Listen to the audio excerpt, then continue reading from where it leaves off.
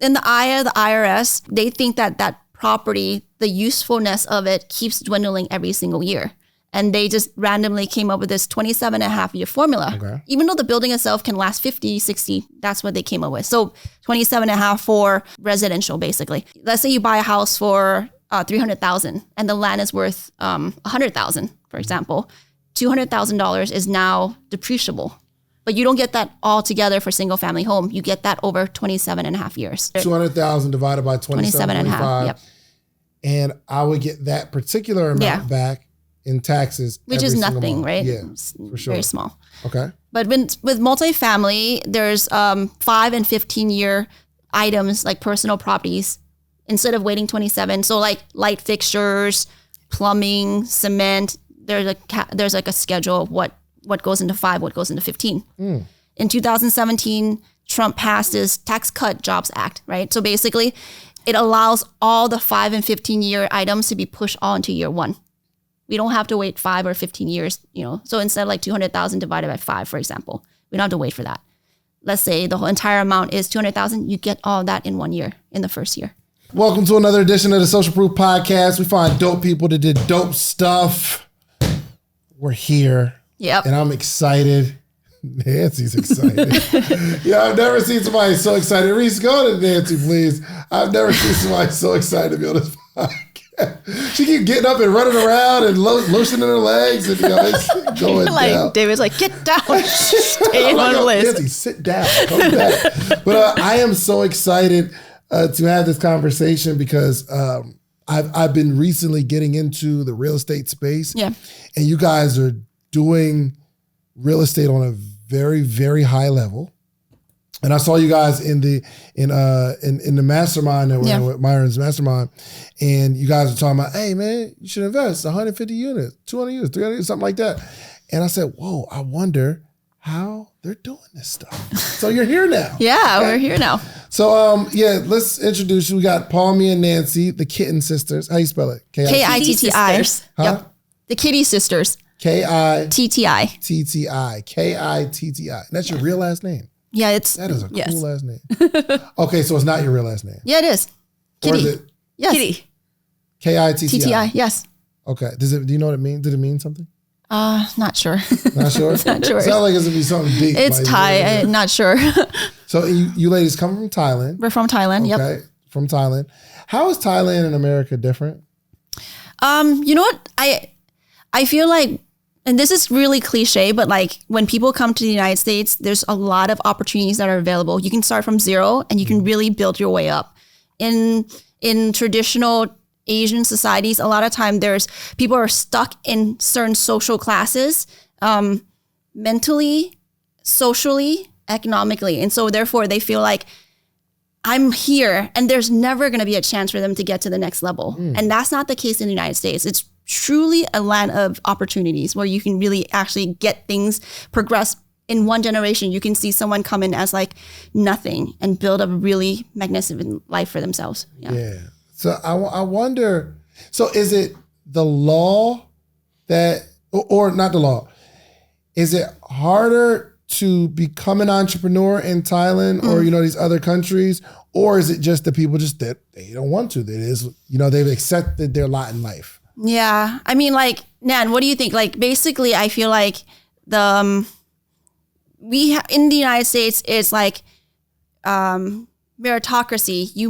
You're capable, you get things. In Thailand, for example, like there's ageism, there's sexism, there's probably other stuff as well where you feel like, hey, this is if you're an employee, for example, you have to graduate for a certain school in order to start moving up in the business. You can't do it like in the United States where like, hey, I have a high school degree, but I'm like super awesome at computers. I'm just going to jump into that. Like that's not really possible. Gotcha.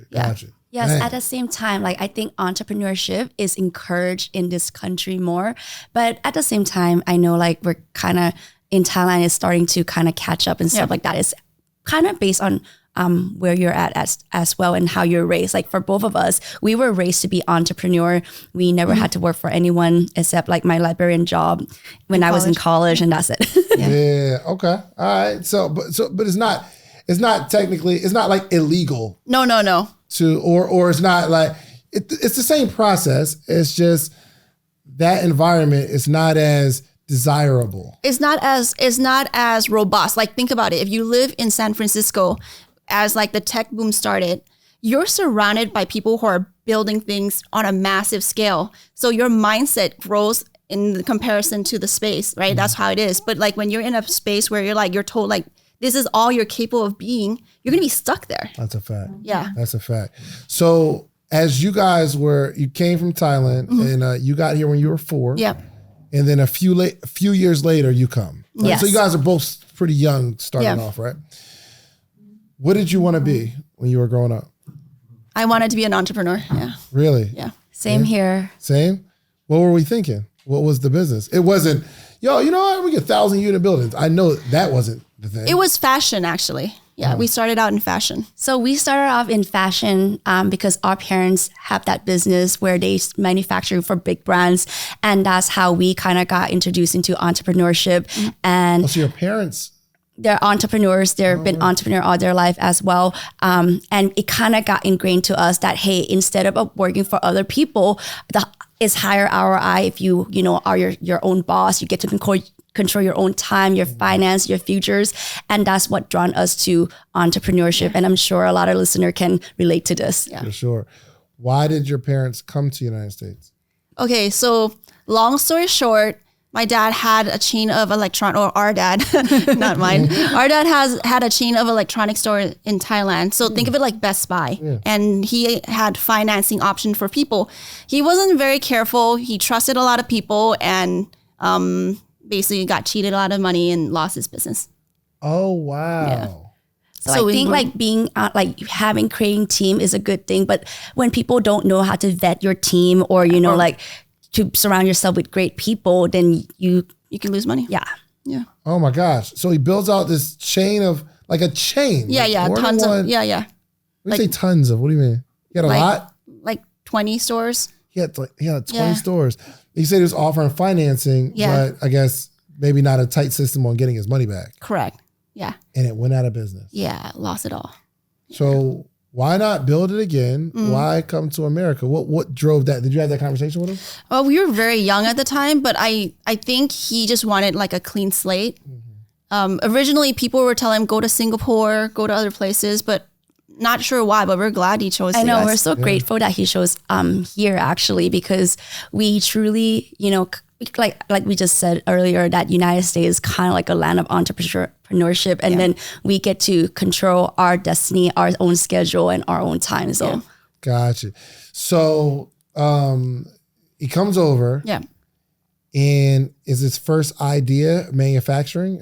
He met some friends who were doing it. And so like he didn't speak English. He didn't know anything. He didn't know anyone else. And so like he has a friend from Thailand that came and he's like, hey, let me stay at your place. Started learning what they're doing. And he's like, let me just do the same thing.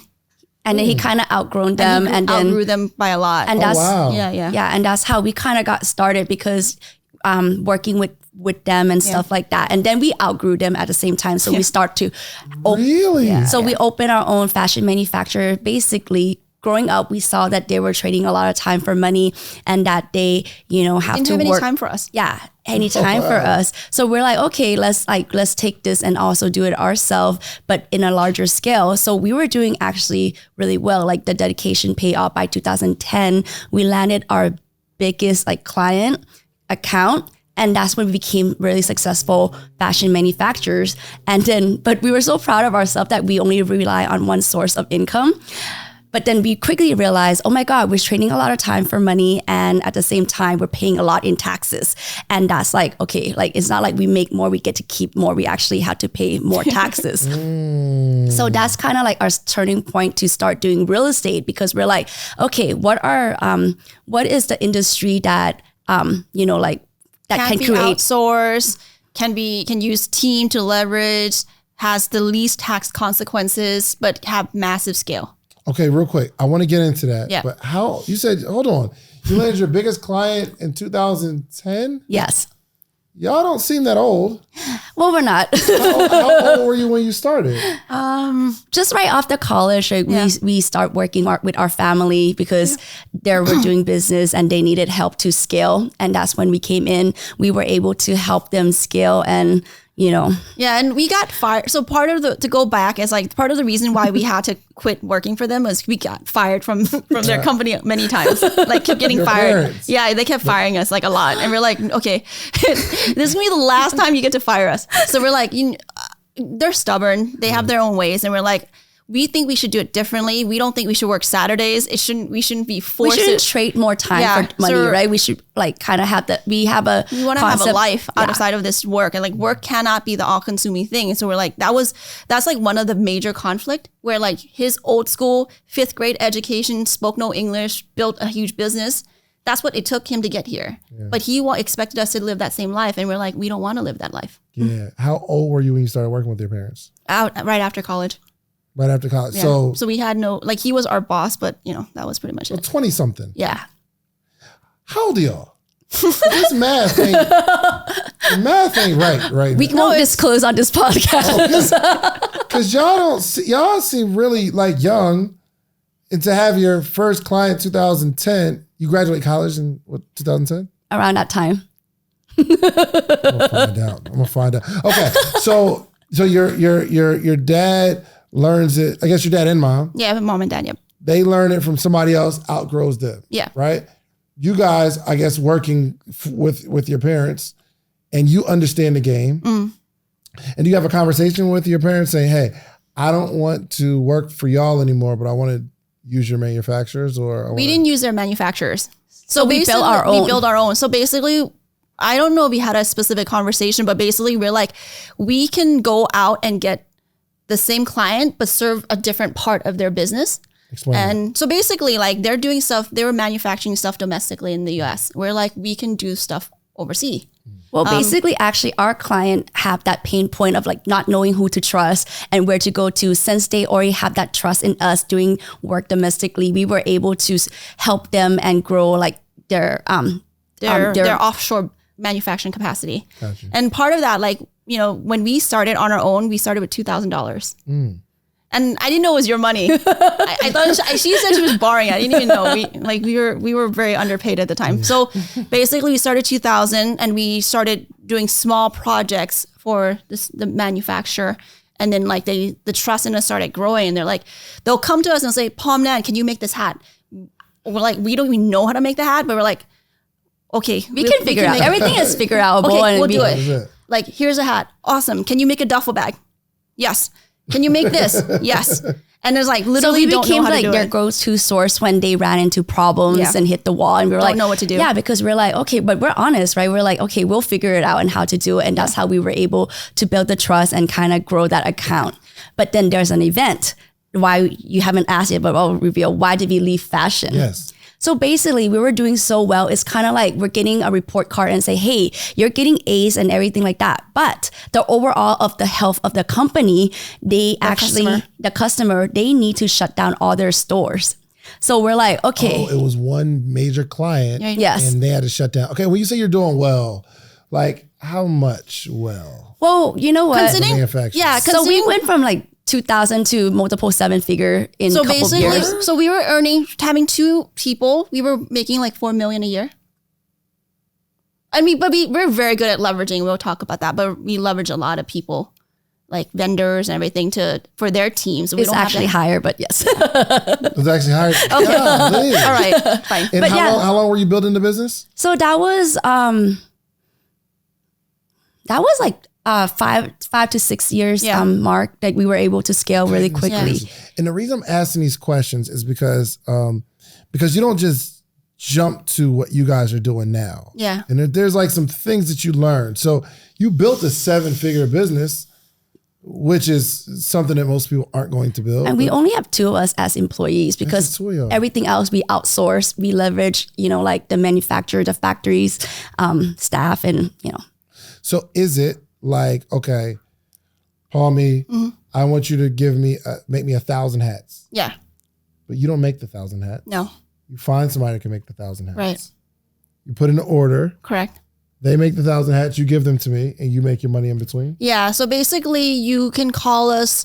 We used to call ourselves like OEM manufacturer because we pay for the cost. We're not just a broker. So we source everything. We'll source the material. We'll create the pattern. We'll do the testing. We have our auditor go, like QC team, go to the property, to the manufacturer and audit before we release. So we own the entire process. From you give me a paper pattern or design that says, Palmy, I want to make this hat with this logo, and these are the fabric. Can you source it? Like, we'll take care of the entire process.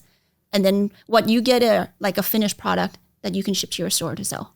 And I think most importantly, we get paid for the peace of mind because they know that, hey, they get a good quality product at a price that they because there's like lemons everywhere, right? Like when you're new and you're doing, like, our orders weren't small, but when you do newer orders with new factories, there's a lot of mistrust and they can do a lot of damage to your brand and quality. So they need to trust someone who understands, like, this is like the level that we need to be at and not deliver crap. Got it. Yeah. So, $4+ million a year. How much of that was profit? A lot. It's only us we only have 2 of us as employees. So why are we shutting down this business? Because why don't we bring it together? Me, you, it could be the Kitti Shans. Why not?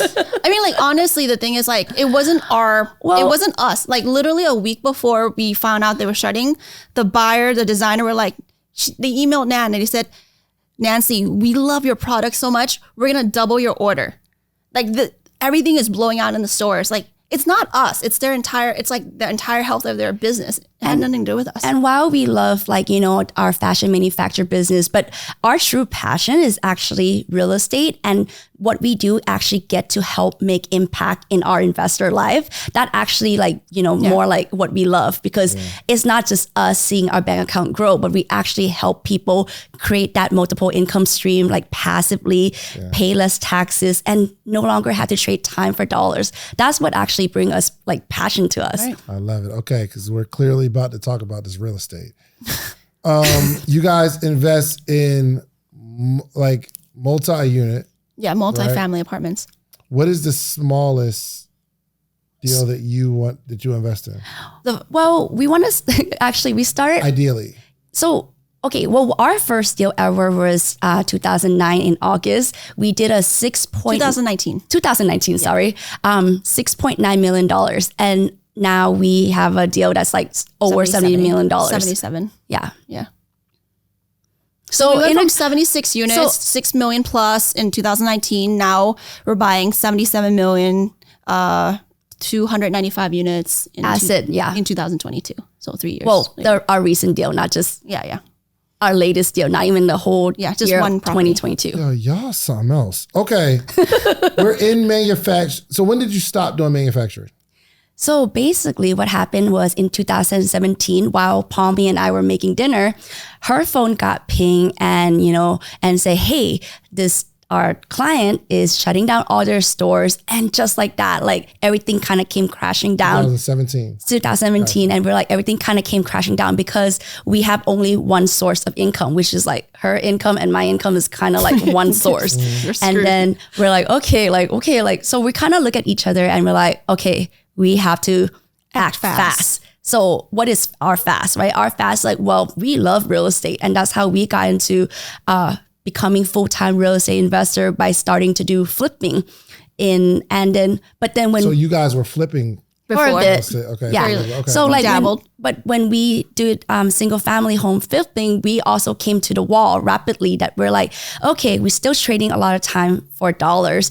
It's still one source of income because in Los Angeles where we live, the houses, like the medium household income, like the average is like 1,000. Like that. So we're like, we can only do one house at a time. And then we still have to pay a lot in taxes because when you do flipping, it's considered ordinary income. Short-term capital gains, yeah. So no matter how much money we make, we realize we're not getting to keep them, a lot of them, because we have to pay back. You have to deal with the contractors yourself. You have to deal with a lot of crap yourself. And we're like, no, we need to go a level above that where that stuff is someone else handles that. So that's kind of like where we keep on finding like the balance of how we want the three things that we're looking for: trading less time for dollars, creating a multiple income stream, and then pay less taxes legally. And that's how we found apartment investing. Yeah. Got it. Okay. So you start doing this little flipping thing and then. And we love it. Y'all flipping I don't know right? if you can call it love. It was making good money, but it was it was not fun. Gotcha. Not our speed. So your first big deal, $6.9 million. Yeah. That's a tiny deal now that we think about it. Yeah, it's like a small baby That's deal. a tiny deal? That's in hindsight, it's like a baby deal for us. Yeah. It was a Oh good my start. gosh. It was a good start. It was a good start. Yeah, That was a flex a little bit. Go for it. Yeah, I was just want to say that deal, 6.9, even though it's a small deal, in 27 months, we were able to give back our investor money like 3.11x, meaning that if you put $100,000 in, they got back $311,000 in 27 months. Think of a number in your head. How much do you think it would cost for me, a pretty successful entrepreneur, to coach you every single day, to give you all of the game? I'm talking about every day for an entire year, Monday through Friday. I'm on a virtual call teaching you how I've done the things that I've done, and me updating you every single day in real time on all the business moves that I'm making, all the negotiations that I'm in, everything that I'm doing before I actually do it. How much you think? And let's say Monday through Friday, and then on Thursdays we do a Q&A where not only do you get a chance to ask your questions and get them answered, but you get to hear the answer from a whole community, hundreds of other people on a call, and you get their answers that are going to help you too. What do you think? And once or twice a year, get together, free conference that we all get to come to, and you get to meet all these people that you see virtually. How much do you think that would cost every single year? 10,000? Not even close. It would probably be closer to 100,000, because it's just, my time is valuable, and to give you the sauce that's going to help you make millions, I'd have to charge you at least 100,000. But what I've done is created a community where you get the advantage of learning how to become an entrepreneur. You get to network with hundreds of entrepreneurs every single day. You got a community that keeps you inspired and excited. You will read a book club with us every single day. We'll also have an event where we come together once or twice a year for free. We do all of that for $399 for the year. Go ask somebody. I've got receipts of things that I built over the last decade, okay? I am willing to coach you. $399 for the year. Listen, go to themorningmeetup.com or click the link in this video. Let's get back to the episode, but keep in mind, I want to coach you. Let's get started. So that's what I was going to ask. Andrew, real quick, can you lower her mic a little bit? Do you mind? That's what I was going to ask. How did we put together this tiny $6 million deal? Yeah. So basically that deal, we raised Well, how do we put together is that obviously we now have a team that go out and source the deal and build that relationship with the brokers, the buyers, the sellers, and also we build our relationship with our investors. So that's how we were able to do that deal, is that we pull together all the resources and then kind of go together and go tackle like big deals. And it's exactly like how we're doing a $77 million deal. It's exactly the same thing. It's just a bigger deal. Yeah. Gotcha. Okay. So how'd you find the deal first off? Broker's relationship. Yeah. So a broker said, hey, we got this building, $6.9 million. You want it? Yeah. And you're like, yes. Yes. Underwrote it. So there's a really stringent process you have to go through to underwrite multifamily apartments. It all starts with touring the property with the broker, secret shopping all your comps, making sure, doing like heavy level like underwriting to make sure that the analysis makes sense, and really projecting forward, like what is this going to be? What is this property going to look like in a couple years forward? And so once we penciled in our numbers, we were confident with our underwriting. We felt it was very conservative, and then we made an offer that they accepted.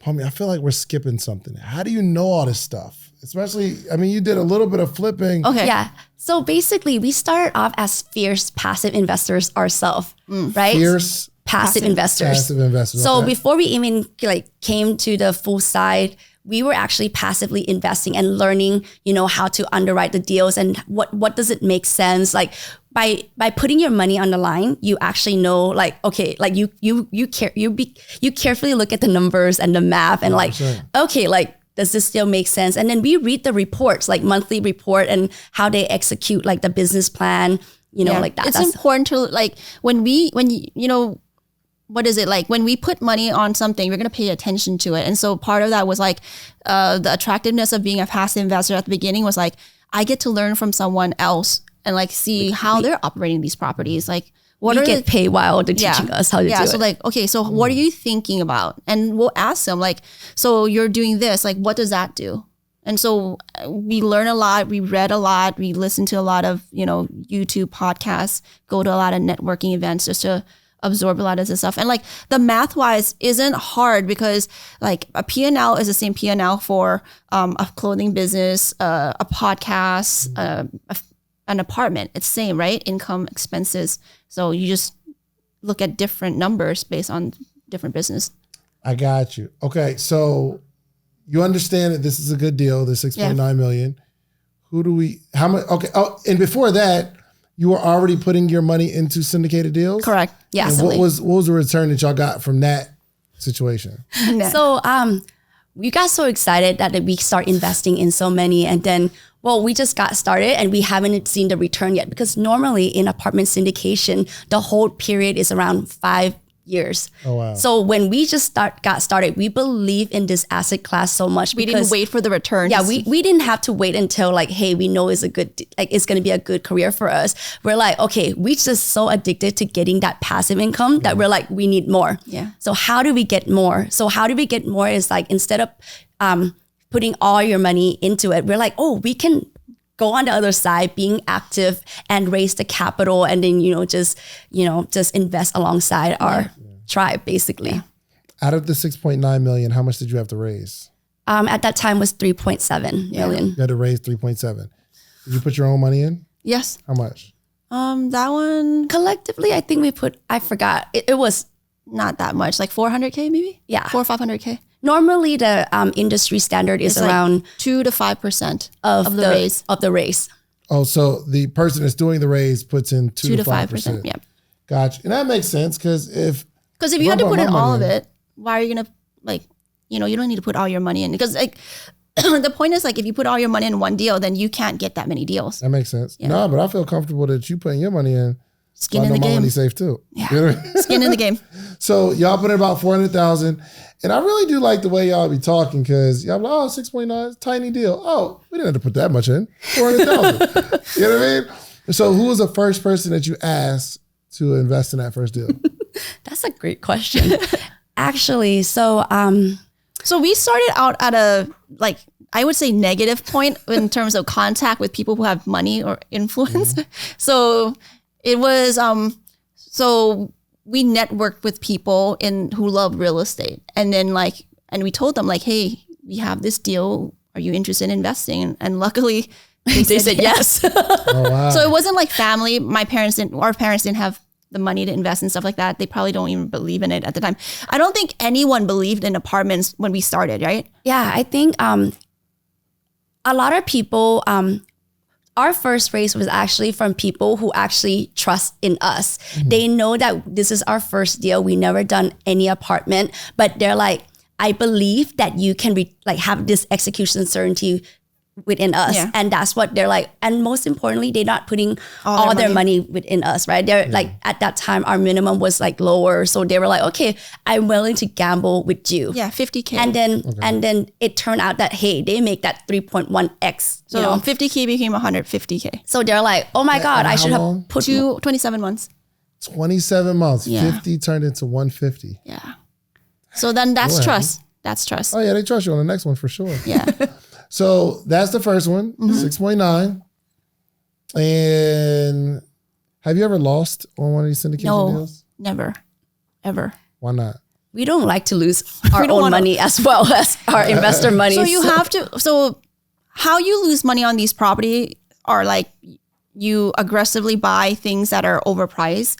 You don't know how to manage them. Those are basically the two areas where you'll lose money. we're very careful of what we buy. And that's why I explained to you, like the due diligence is very stringent.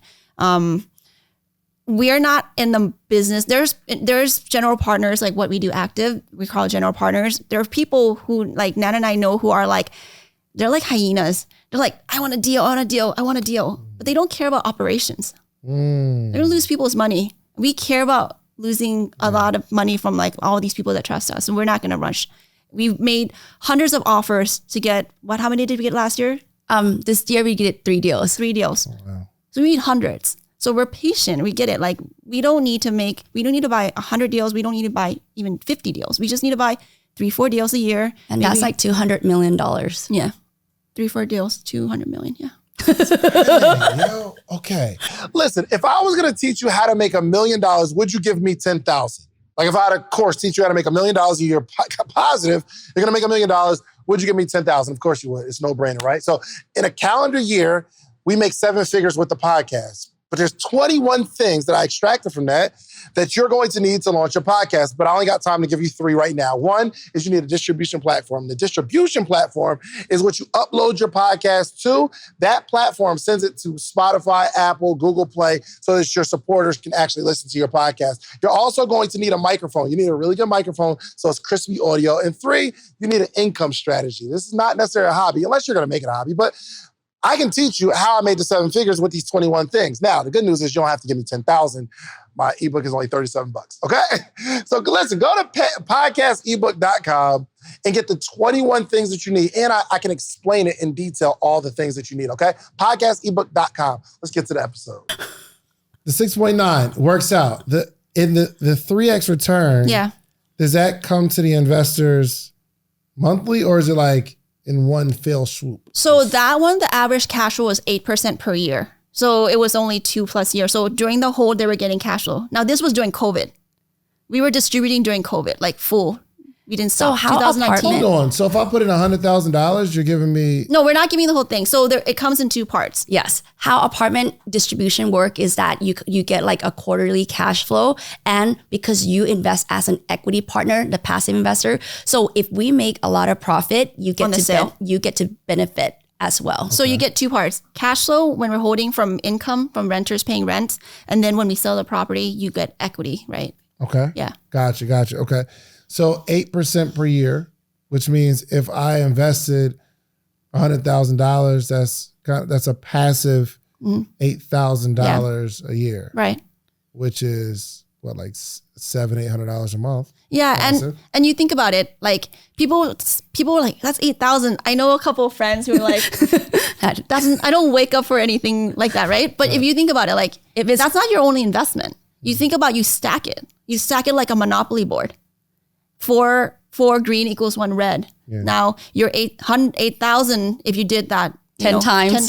10 investments. 10 investment. That's not a small change for just the cash flow part. Yeah, for sure. Now think about what happens when we sell it. That's a huge sum. And the objective is always to sell it? Mostly, yes. Because we're in the business of returning our investors' money. Gotcha, for sure. Yeah. For sure. That makes sense. Fast. So, okay. $6.9 million deal. And you said you guys are working on a $77 million. What are y'all buying? Times Square? That would probably be a little bit more expensive, but yeah. We're buying, so when we first started, we were buying C-class assets in up and coming neighborhoods that are questionable. We didn't have a choice. We didn't have a choice. When you're starting, brokers aren't going to sell you $70+ million apartments. They're not going to trust you can execute. And we were buying stuff in areas where we were like, probably shouldn't drive at night. Right. Or even daytime. Right. There's been instances where we've driven properties, and one in particular, we drive to it. Nan's all eager, ready to open the door. I said, close the door. She's like, why aren't we gonna? No, we're not walking. And we're not buying. We're not buying. We're leaving. Like right now. We're gonna need to get out of here. Why? What did you see? It just didn't feel safe. Someone else bought it. Actually, we know someone who actually bought that property, and that property, they had actual, more of like a litigation with the city itself. It's a lot of stuff. It just didn't feel safe. And so it mostly was with the city, but there were also, criminal activities happening on site, stuff like that. And at that time when we were buying like C-class neighborhood, the cap rate, the compression, it made the difference between buying a C versus A so minimal that like, why wouldn't you buy nicer assets? At that time, it was, when we started, it was kind of big. And then now it started compressing it's more and compressing. more. So it's like, you should be buying a newer asset class so that you have less deferred maintenance, you have less like, rehab and stuff like that. Delinquency, everything. Yeah. Explain cap table to me. Yeah. Cap rate. Yeah. So cap rate's like the golf game. The higher the score, the worse it is. So when you buy, you want to buy high cap. That means it's basically on a discount or like cheaper.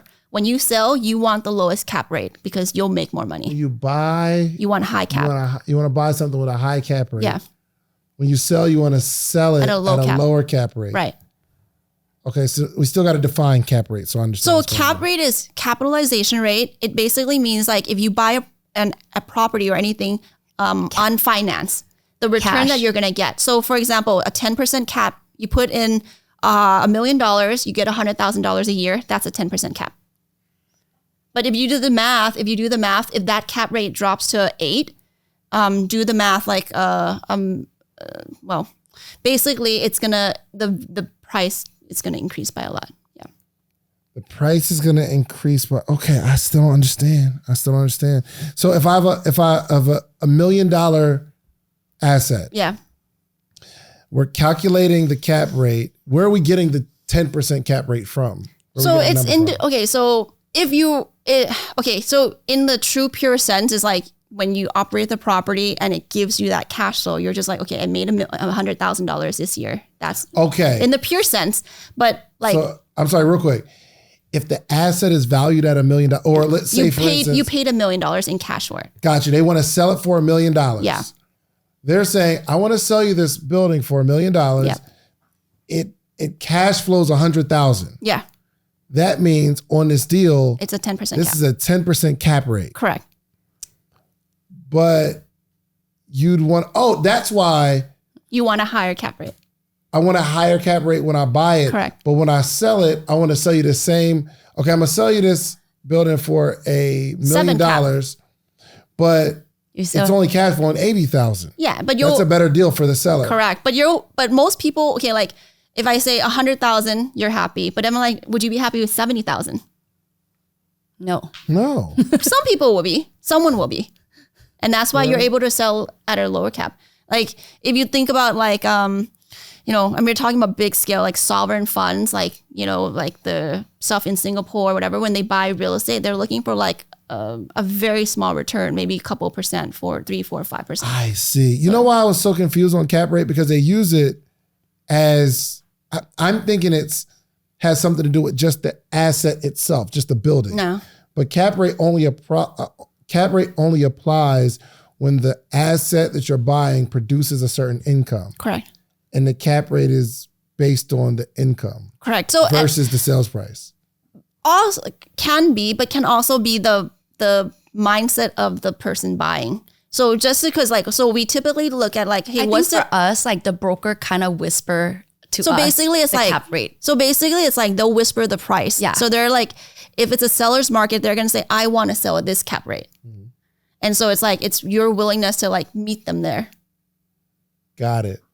Because the seller is trying to sell it at its low cap rate as possible. Correct. So it's based, okay. Ooh, I think I'm understanding.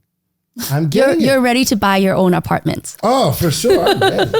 So the first number we're calculating is how much is this asset producing? So it's not saying I want to sell the asset for this amount.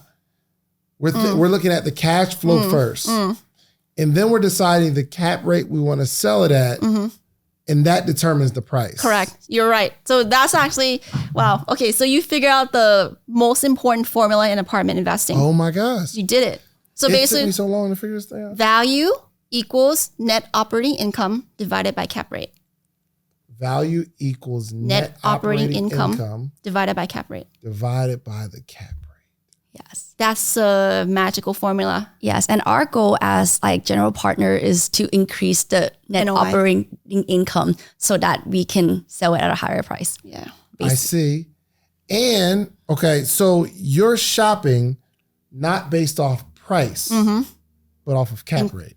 But based on income that it's going to produce, and also obviously cap rate. They all sort of correlate.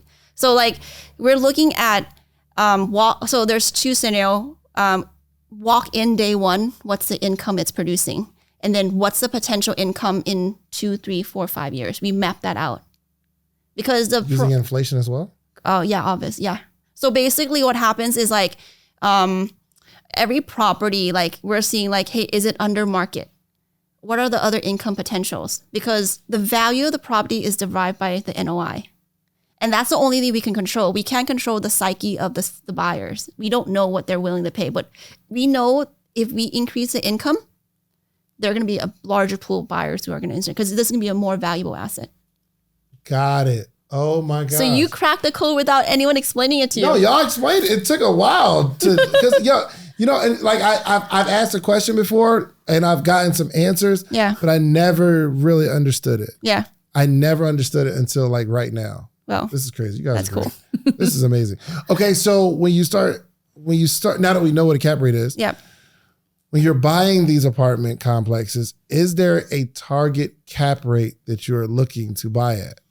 Yeah. So basically, okay. So cap rate is a complicated thing. Okay. So it's a lot of Dang, I thought I numbers. figured it out. So what you figured out is So appropriate. so far. Now the example, our first property, the cap rate was low because And what is low? it was 3.6, I believe. Which is a bad buy. You think, but the reason it was low was because the seller had the property for 15 years. 19 years. 19 years. He never raised rents. So that affected his income. See, because they're all related. So therefore, it looks like the cap rate is low because the income is not there. But we see that he's a bad manager. Got it. So when you can go in there and look immediately like, oh, well, the apartments in this area are $1,200. You're still charging $700. Yes. So obviously he would sell it at a low cap rate because he wants a certain number of the value of real estate. But you'll buy that because you know you're going to come in and increase it. And it changes the whole formula. Yep. That's exactly right. Yes, and for that particular apartment, we actually didn't have to do any rehab, even though we budgeted. We were able to achieve our exceeded our projection through just increasing organic rent growth. Yeah. Yeah. During COVID, when we couldn't really do anything. So remember, we closed this August 2019.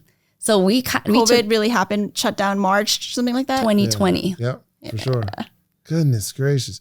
Okay, so the $77 million deal, Yeah. what's the cap rate? 3.75, 3.7. I think. Yeah, we're about to go into the race, so we can't really disclose So the let's details. not talk about too much about but that one. we, in July of this year, we just closed a $71 million. We can talk about that one. July of this so year. I thought okay, y'all been in these 70s. Okay, so tell me about the 71. What you bought it at $71 million? Yep. Yes. What was the cap rate? Roughly, it was in the 3s. It was in a 3. So is 3s a good buy?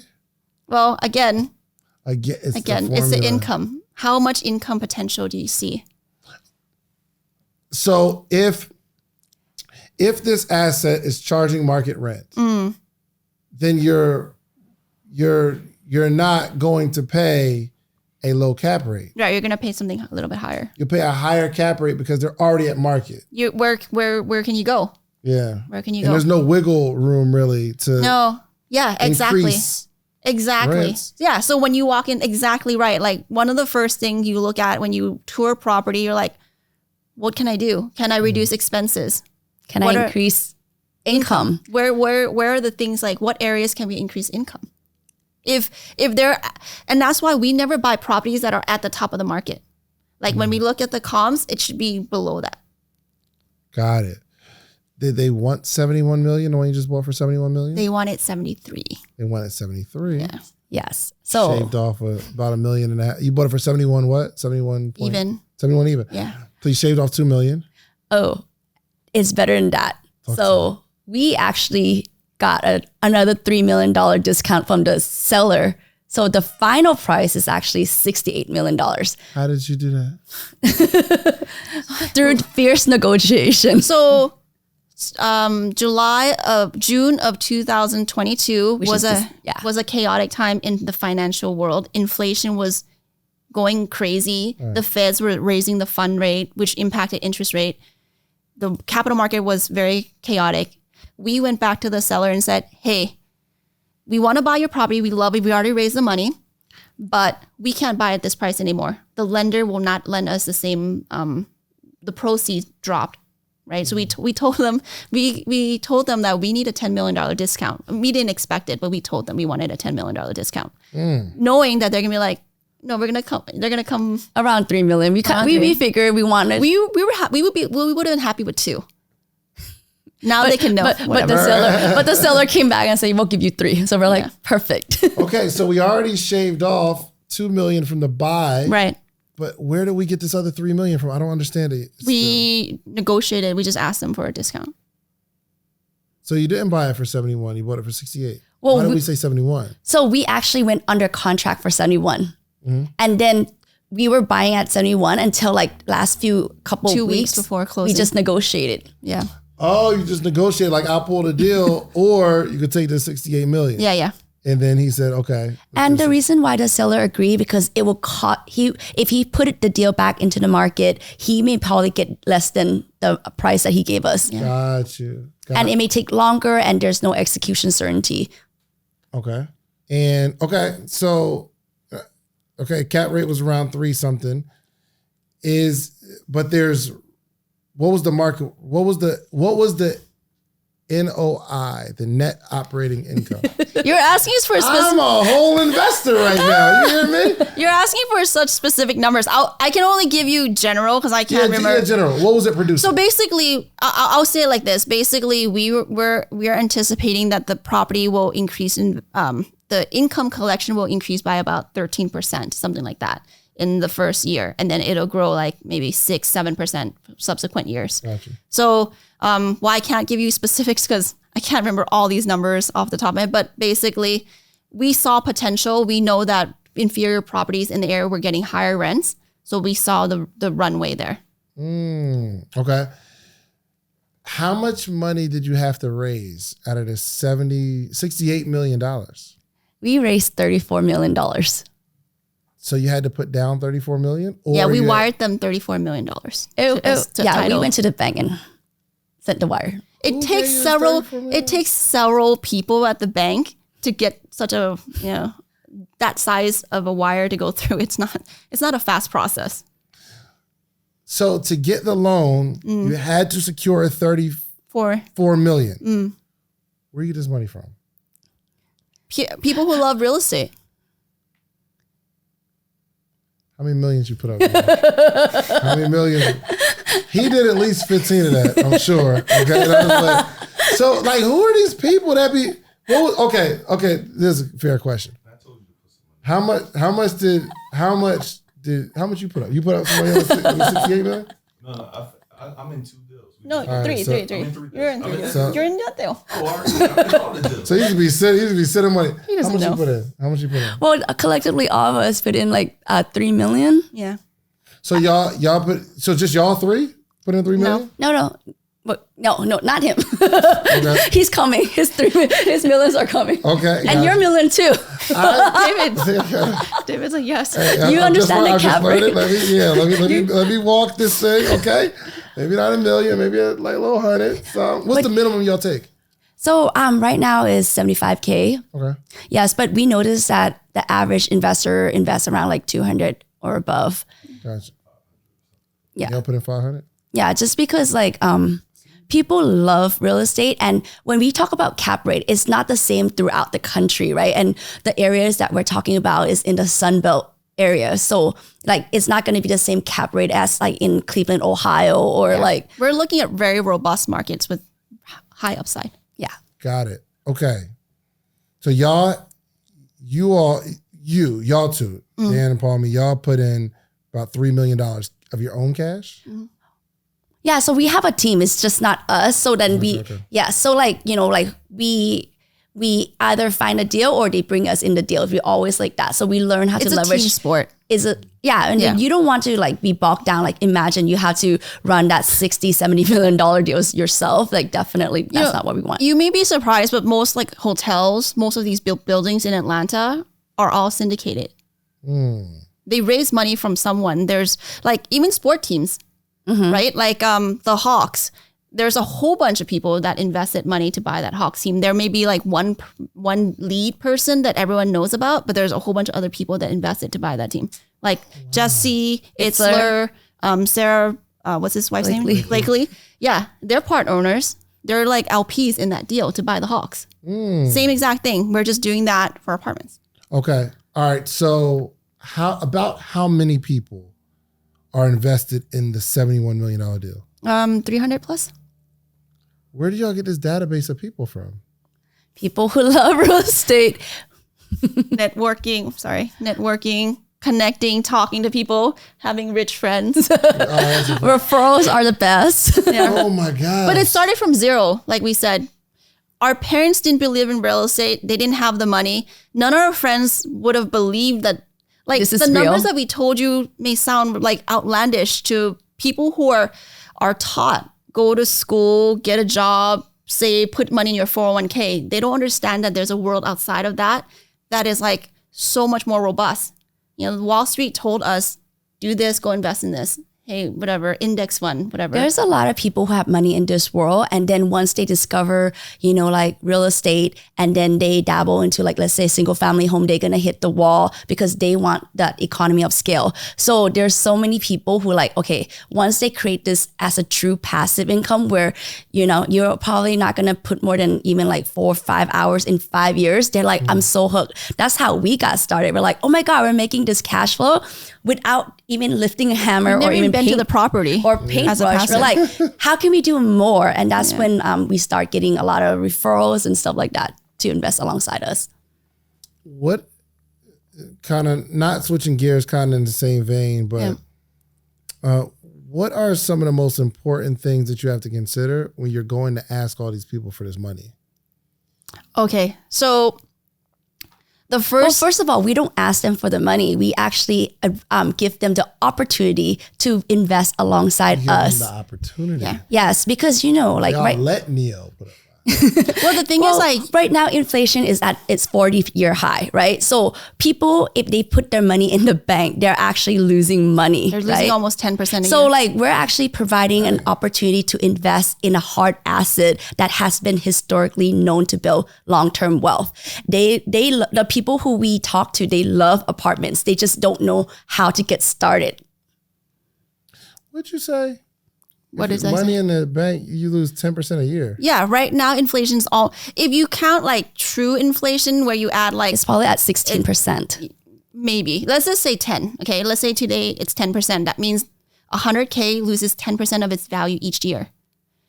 So in 10 years you lose 100%. Well, theoretically, but basically the value of your dollars will decrease. That's why if you go back to like 1900s, we've lost like 98% of the value of the dollar or something like that. Dang. Yeah. And I wanted to add to that is that also these people, they love real estate, right? And they thought that, hey, to be involved in an apartment, you have to be part of a hedge fund or you need to have like $50 million to invest in this. But we're actually giving them an opportunity. Hey, with like, 75K, 100K, you can actually own this real estate. Like you can own $50 million real estate without having that $50 million. So they're like, okay, I want in. Interesting. This is so amazing. So, okay, when you're giving people the opportunity to invest, what are some things that you have to keep in mind? Okay, so we actually have this strategy that we came up with, which is, we call it the CARE strategy. Okay. So basically, we need to, the first one is like, you have to have like the clarity of like, what's your internal investment criteria? So we call the first one C compass. Yeah. Which is kind of like, if you know where you're going, then what kind of investment should you invest in? So personally, let's say like you're like, hey, I want steady Eddie. I don't need cash flow, for example. You're like, I just want appreciation at the end. That will be the type of investment you should invest in.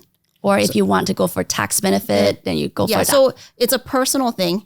The second one is awareness. So this is like basically like who you're aware of the numbers. The numbers, like what are the numbers that you're gonna like NOI, cap rate, all this stuff. Like what are these numbers? So you have to know these two things yourself. And you don't let other people tell you like, no, come invest in my deal. You're like, no, it doesn't meet my care. Like for us, awareness is important. It's not just awareness in the number, the math, but also, you have to do the due diligence of people behind the numbers. Like that's important for us. I think that's most important. Because we can always say, hey, this is the projection you're going to get. But in reality, do you believe that they will not lose your money? That can they make that money as they said?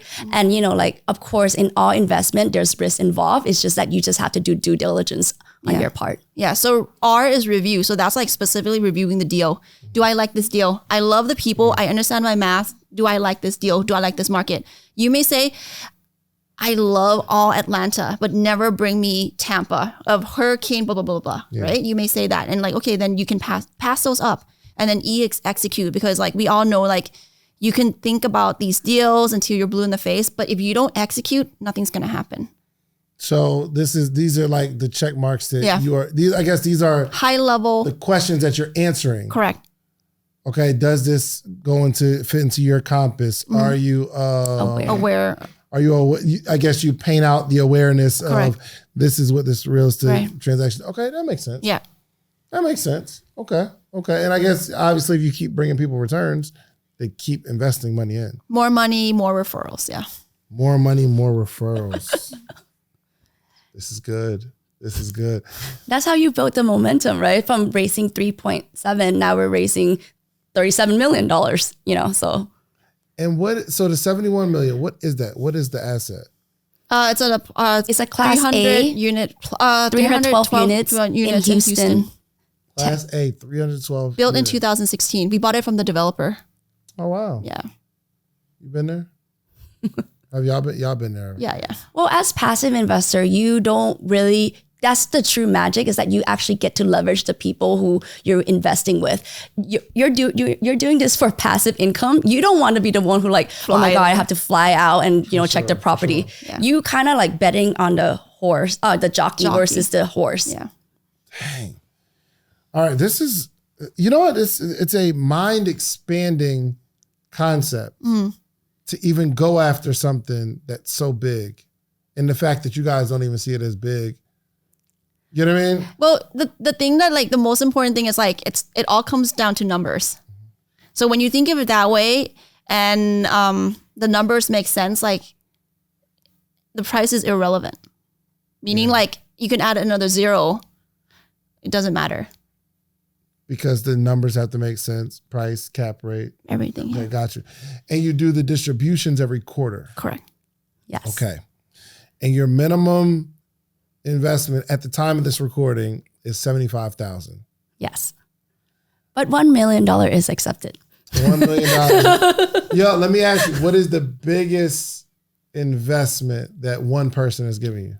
Over $2 million. Over $2 million. And I guess they get, I mean, if they're going to like triple their income, I don't know if that's the actual formula. That's not the norm, but here's the thing. Like a lot of these people who are doing 2 million, they want the tax benefits. Okay, yes. Talk to me about tax benefits. That's where I wanted to go. Yeah.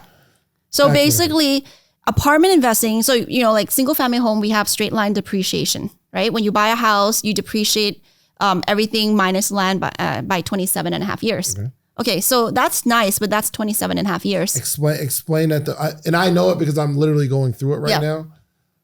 Explain it. I'll let you explain. Okay, so basically, in the eye of the IRS, they think that property, the usefulness of it keeps dwindling every single year. And they just randomly came up with this 27 and a half year formula. Okay. Even though the building itself can last 50, 60, but that's what they came up with. So 27 and a half for like single home that someone's living or like residential basically. So basically, let's say you buy a house for $300,000 and the land is worth $100,000, for example. $200,000 is now depreciable. But you don't get that all together for single family home. You get that over 27 and a half years. So you divide 300,000 divided by 27 and 200. 200,000 divided by 27.5. Yep. And I would get that particular amount back in taxes. Which is every single nothing, month. right? Yeah, It's for sure. very small. Okay. But with multifamily, there's 5 and 15 year items like personal properties instead of waiting 27. So like light fixtures, plumbing, cement. There's like a schedule of what goes into 5, what goes into 15. In 2017, Trump passed his Tax Cut Jobs Act, right? So basically, it allows all the 5 and 15 year items to be pushed all into year 1. We don't have to wait 5 or 15 years, So instead of like 200,000 divided by 5, for example, we don't have to wait for that. Let's say the whole entire amount is 200,000. You get all that in 1 year, in the first year. So if I'm investing in real estate, something over, is it like a certain amount of doors or is it a certain amount? Technically, it doesn't matter, but it does have a cost. You have to hire a firm. So you can do it with single family home, but there's just not a lot of stuff in a single family home. I'm saying in an apartment. Yeah. I mean, yeah. Is it about how many doors it has? Is it over an amount? It's basically the stuff in the build. It can basically like the doorknobs, the light fixtures, the trees, the landscape, the parking lot. The larger the apartment, not necessarily mean you can have more write-off, but you do have more write-off than versus a single family. So that's why people love to invest in multifamily, because we get extraordinary tax benefit, and it's proportionate on how much you invest in. So typically it's 60 to 100% depreciation. I don't understand. Okay. So basically there's one property that we actually own, and an investor put in $100,000. They got back the K1 paper loss of $112,000. So they put in 100 and they got back 112,000 in losses as K1 paper loss. So your next question is, what do I use this loss for?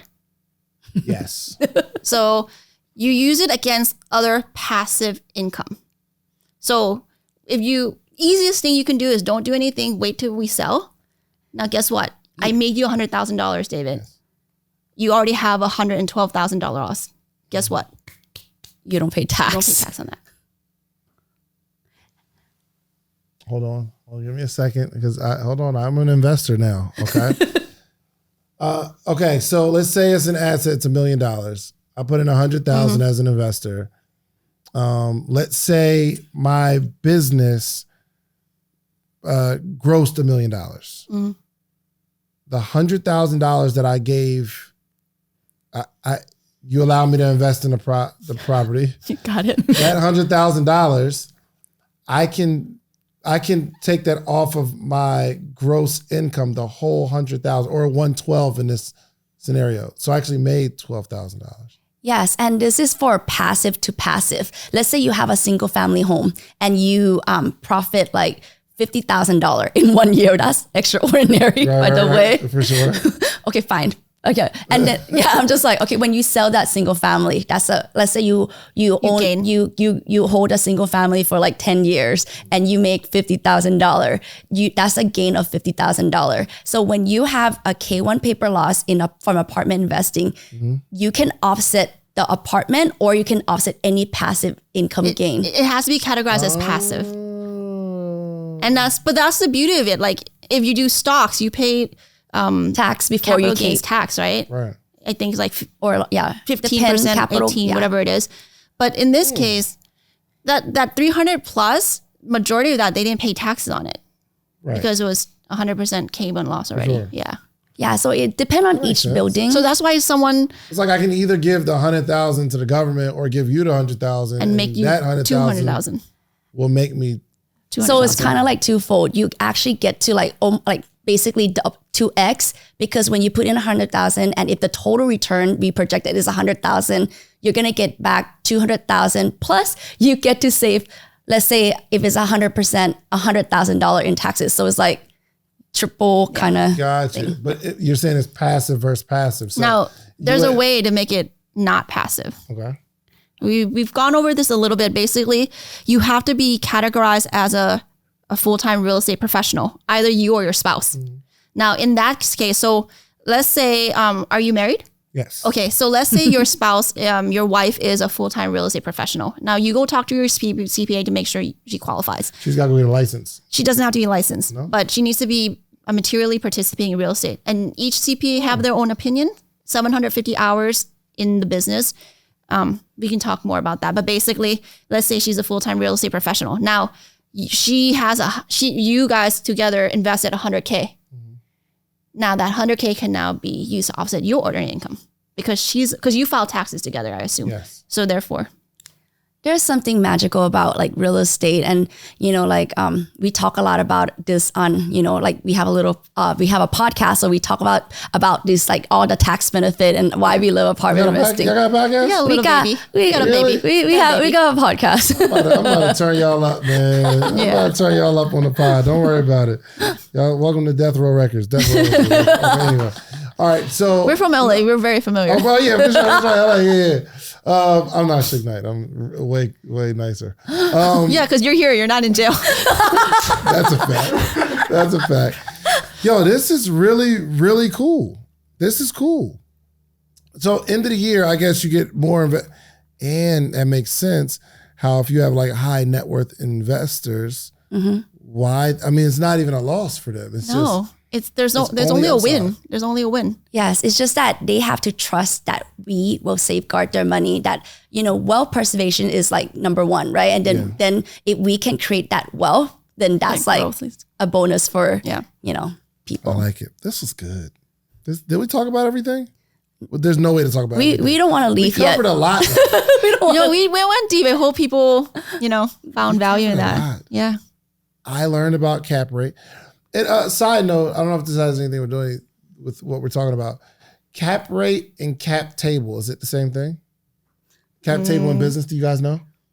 I don't know what you're referring to. You need to teach us on that. I heard it in a rap song. I'm sorry. I'll figure it out. Don't Probably it is. I have no idea. Okay, it gotta be the same. It gotta be similar. Yeah. Maybe, I don't know. Anyway, no, but thank y'all so much for coming on the show, man. This has literally been an hour-long masterclass. Well, we really appreciate it. It was really fun. We feel like we're just having conversation with our friend. Yeah, see? And y'all were nervous. Yeah, and she was jumpy. I know. I was like, yo, Dan, you got to sit down. Yeah, we need You got to record this. No, this is good. Okay, so how do people connect with you all if they want to save in the taxes, they want to get into some of these deals, they got some liquid cash they want to invest? How do they connect with y'all? Yep. Well, if you want to jumpstart your apartment investing journey and trade less time for dollars, create that multiple income stream, and pay less tax legally, well, we would love to invite you to our upcoming webinar. All you need to do is go to jumpstartapartments.com. Again, it's jumpstartapartments.com. How can you not trust Nancy? She is just the happiest, go-luckiest. Golly. I know she'd be at the table like, oh, just give us $2 million. And everything will be fine. They're like, smile. Okay, I got you. No, she's a closer. Oh, she's a closer with a smile. Goodness gracious. No, but this is really, really important because it's like certain levels of wealth. It's like when you get money, for those that are like watching it, have money, what do you do with it? You know what I mean? Other than put it in the bank, flex, and lose it all. Yeah. Right? But this is very protected. But your objective is always to sell the property for the most part, right? Yeah. So that you give these bigger returns to your investors. Right. Well, we believe that wealth has a need for speed. So if we can, Double your money while you're like, do your beauty sleep, that's That's a beautiful thing. This is dope. This is dope. All right, yo, thank y'all so much. What is the biggest investment that you can see in your head that's desirable for you right now? Like, what can you see? Like, is it 1,000 units? It's 100 million. What's the biggest that you see right now for yourself? I think for us, it's not about numbers of units. It's more about creating that impact for our community, our tribe. That's what we really care about, because after a while, having money it means nothing. It's just a tool for us, right? So helping people as much as possible, because remember, we came from parents where they're so busy to provide for us that they didn't have time to, take part in our childhood, being at that basketball game or open houses or even graduation. They were so busy trading time for money. And we don't want any kids, not to have parents. We want parents to be parents. We want, like husband and wife to be husband and wife, and that you're not busy trading so much time for money and also not rely to only on one source of income. That was a well-rounded answer from a true closer. Okay, yes, I do accept I will accept your million, David. No, this is amazing, man. I bet you guys' parents are so proud. We don't know. We don't know. No?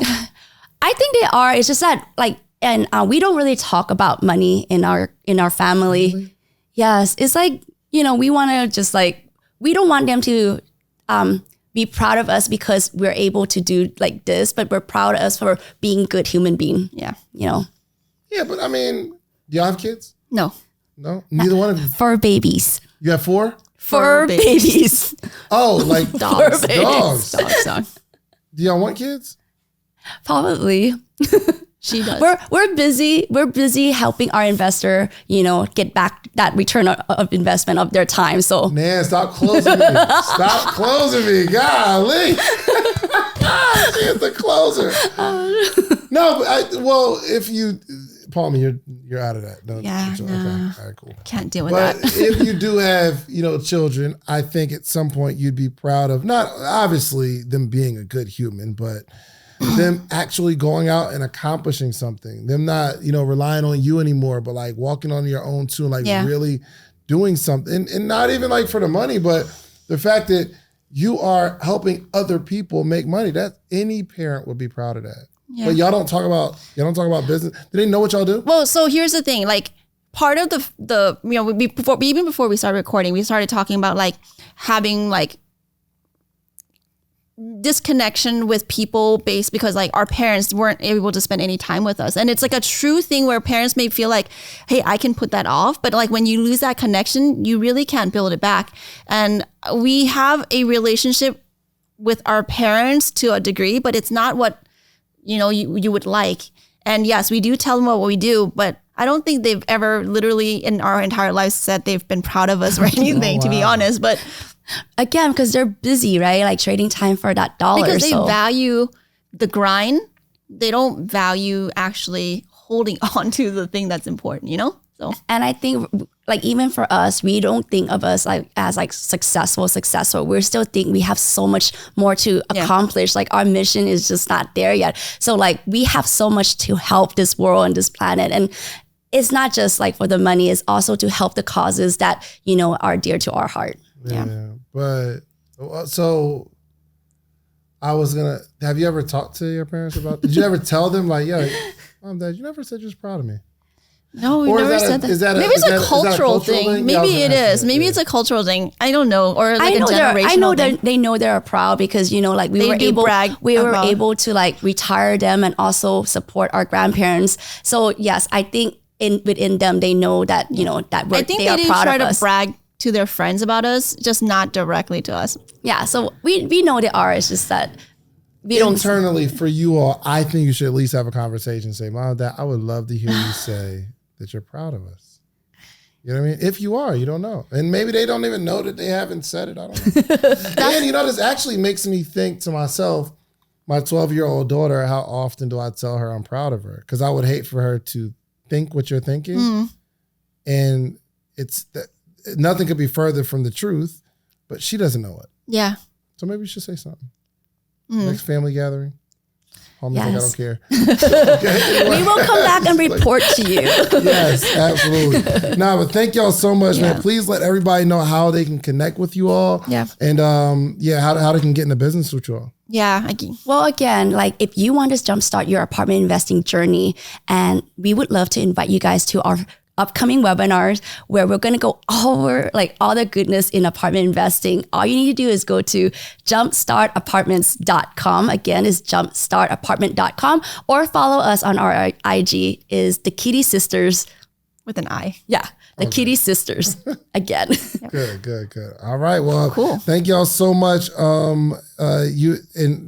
Palmy, I'm gonna have you leave us with a word of wisdom, okay?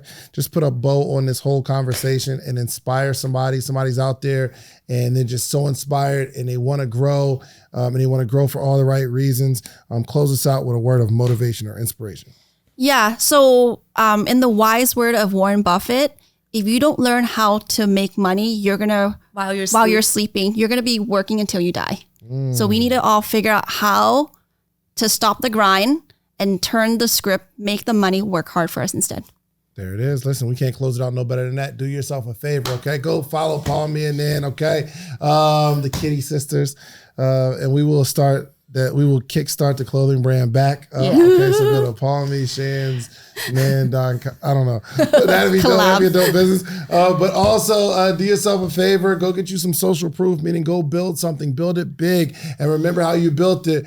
But also you have to come back to your community and teach your community how you did it. It's the only way we can grow as a community. All right, we are out of here. Peace.